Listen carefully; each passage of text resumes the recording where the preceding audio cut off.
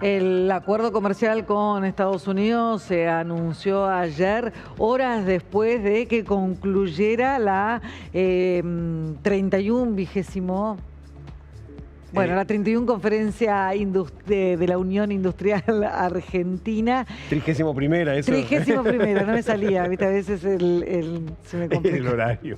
El horario es difícil.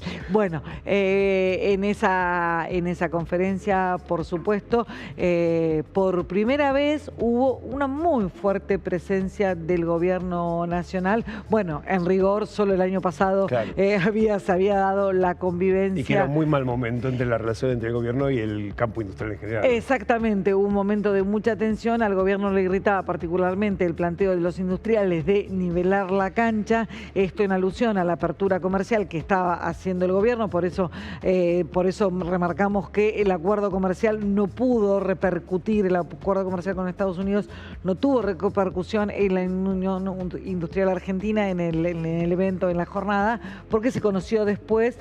De haber sido diferente, seguramente esta conferencia hubiera sido una caja de resonancia de ese acuerdo. Se quedó de manifiesto ayer un acercamiento claro entre el gobierno nacional y también los empresarios. No solo los consensos y el diálogo están orientados a los gobernadores, sino también a los industriales, sector de la economía con el que el gobierno, como te veníamos diciendo, había cierta tirantez por la política comercial que está llevando adelante el gobierno. Y atención con este dato, también había presencia de la CGT, de las nuevas autoridades, en otro gesto también de puentes de diálogo, porque se está discutiendo dos puntos claves para los empresarios que hacen de una comunión con el gobierno nacional en esos frentes. Hablamos obviamente de la reforma laboral y la reforma impositiva.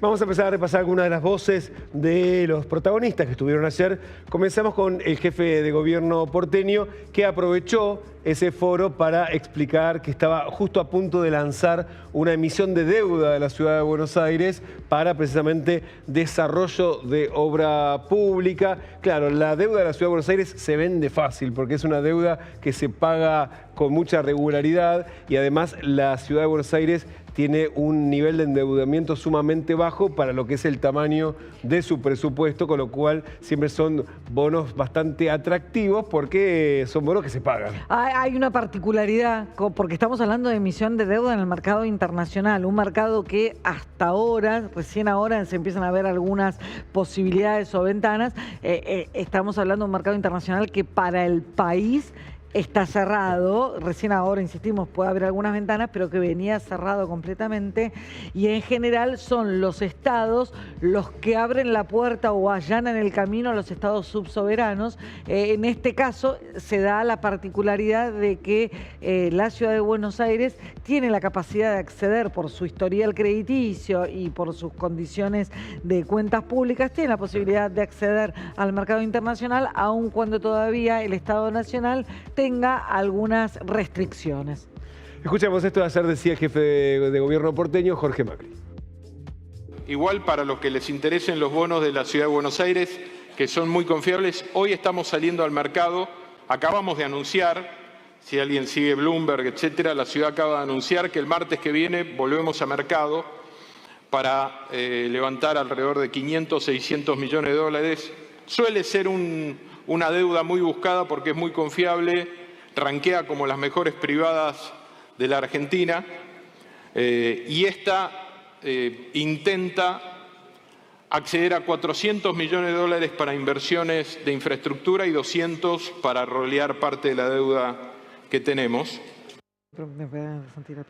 Bueno, ahí estaba entonces el anuncio de la colocación de deuda, y también después tuvo palabras sobre lo que hoy le está interesando a la política y por supuesto a los que estaban escuchando, a los empresarios, sobre cuál es el tono de las negociaciones, el acuerdo político que está tratando de lograr el gobierno nacional con todas las provincias para avanzar con las reformas, que de hecho era la agenda prácticamente de la conferencia. Esto decía sobre la relación entre la Ciudad de Buenos Aires, el gobierno nacional, pero en general entre las provincias del gobierno.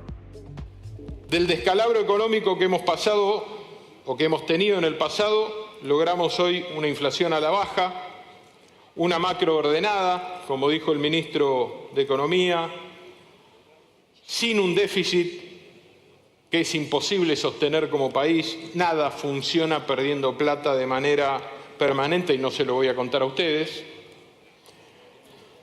Y es sumamente positivo que el Gobierno Nacional, además de haber alcanzado estos logros, rápidamente nos convoque a todos a un diálogo. Y yo rescato particularmente algo muy importante que dijo el presidente casi como primera o segunda frase: queremos tener presupuesto. Bueno, estaba entonces que no nos olvidemos que viene Jorge Macri de estar tensando la cuerda por el presupuesto, por el reclamo de la coparticipación en la Ciudad de Buenos Aires, y eso se notaba que era una lectura en dos sentidos. El presidente quiere el presupuesto, pero nosotros también, claro, que incluya precisamente la plata para la Ciudad de Buenos Aires. Y también el ministro del Interior debutó como ministro en un foro por fuera de estas reuniones con los gobernadores, hablando precisamente sobre esos encuentros. Claro, es el segundo gesto, ¿no? Participó el ministro de Economía, algo que no había hecho el año pasado, aun cuando era lo más esperado, un ministro de Economía yendo a un encuentro de empresarios. El hecho de que fuera un ministro del Interior y con la visibilidad que está teniendo Santilli, la preponderancia que está teniendo en este momento Diego Santilli, fue un gesto para los industriales para nada menor. Hoy hay Block Power en el Congreso, a partir del 10 de diciembre. Block Power necesario para seguir haciendo las reformas que tenemos que hacer. Pero también hay una decisión de que el gobierno vaya en la apertura para lograr las reformas que tiene que sacar adelante. Obviamente, la agenda extraordinaria tendrá algunas cosas más, que las informaremos más adelante, que viene de la agenda de los gobernadores, pero mi objetivo es dialogar con todos y tener un número superior al 129, como lo tuvimos con la ley Bases, que llegue a marcar una política de Estado para todos los argentinos, sea quien sea el que le toque gobernar en cada uno de los municipios, provincias o país, que ese es el desafío que tenemos, que las cosas no salgan un día y al otro día vuelvan para atrás, que nos hacen mucho daño, y sobre todo ustedes, que son los que invierten y desarrollan. Las reformas no terminan en extraordinarias. Las reformas en ordinarias son también contundentes por el volumen y el nivel. Venía, de hecho, Santilli de tener dos reuniones a hacer con gobernadores, con el gobernador de Salta, con Sáenz, y también con el gobernador Jaldo de Tucumán. Es decir, dos nuevos aliados o dos aliados reciclados para el gobierno. Por eso también mostraba tanto entusiasmo Santilli con que ya tenemos una mayoría, y además dice, va a ser una mayoría sólida, de modo tal que nadie venga a decir después, no. Que en estas reformas no hubo consenso, lo que es clave para que además, bueno, sean sostenibles, al menos por unos años, sí, claro, acá Argentina. Te decíamos, estuvo presente, por supuesto, el ministro de Economía. Por supuesto no, estuvo presente esta vez sí el ministro de Economía, Luis Caputo, que abordó el tema de la hora, al menos para él, que es las bandas cambiarias. Las bandas cambiarias, insistió, no se tocan. Y atención con esta definición, prácticamente ningún país flota libremente o deja flotar su moneda libremente. Escuchemos. Respeto a que haya gente que, digamos, que piense que Argentina podría estar flotando libremente, e incluso podría, hasta dar resultado, pero nosotros creemos que desde el punto de vista de riesgo, digamos, de esa decisión ajustada por riesgo, realmente no vale la pena para los argentinos. Hay muchos factores que explicar acá. El primero es, si vas a defender unas bandas, lo primero que tenés que estar seguro es que las bandas están bien calibradas, ¿sí? Y las bandas están bien calibradas, en particular el techo. Ahí lo teníamos a Caputo defendiendo una vez más las bandas cambiarias con esta explicación. ¿Podría llegar a funcionar flotar libremente? La realidad es que el riesgo que eso conlleva no compensa los beneficios que eventualmente tendría que funcionara, dado que la banda, según desde la perspectiva de Caputo, no estaría presentando en este momento ninguna restricción, ninguna dificultad. Esa es una señal. El dólar, la política de tipo de cambio, es una de las variables claves para los industriales que hasta el año pasado al menos venían reclamando como parte de ese nivelar la cancha, bueno, ajustar el tipo de cambio que consideraban muy atrasado y que les restaba mucha competitividad más allá de la cuestión impositiva. Por eso era clave este mensaje para el empresariado. De la otra parte estaba, por supuesto, Paolo Roca, el dueño de Techint, bueno, quien, si bien no tiene ningún cargo formal en la UIA, es el alma mater, sí, claro, el máximo exponente de esa Unión Industrial Argentina, que reclamaba previsiblemente una política industrial con un matiz muy interesante. Escuchemos también lo que decía ayer. Equilibrio fiscal, con el cual estamos todos de acuerdo. Apertura racional. Apertura racional implica política industrial, entender en qué cadena de valor hay que apoyar, en qué cadena de valor aceptamos, de hecho, un rol distinto. El repensamiento de los términos de una política industrial ayudaría a analizar todos los factores de competitividad.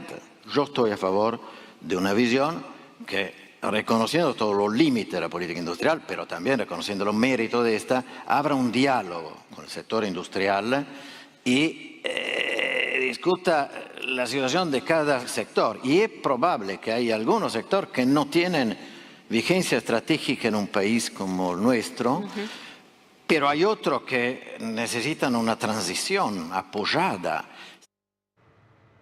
Bueno, y acá una novedad que aparece en el discurso de los industriales, porque si bien habla de la necesidad de una política industrial, también acaba de marcar, o acabamos de escuchar que marca, bueno, una discusión sector por sector, y existe la posibilidad que haya sectores que ya no tengan vigencia estratégica, dijo. Esto habla de sectores a los que, en definitiva, esa política industrial no les tiene que poner el foco más que para ayudarlos a reconvertirse a, como bien dice como bien indica la palabra, a transformarse tal vez en otra cosa y desaparecer como tal. Bueno, hay muchos sectores que sabemos están en esa situación en el marco de una nueva política. Esto es un matiz clave en el discurso de los industriales y que probablemente marque gran parte del diálogo con el gobierno nacional.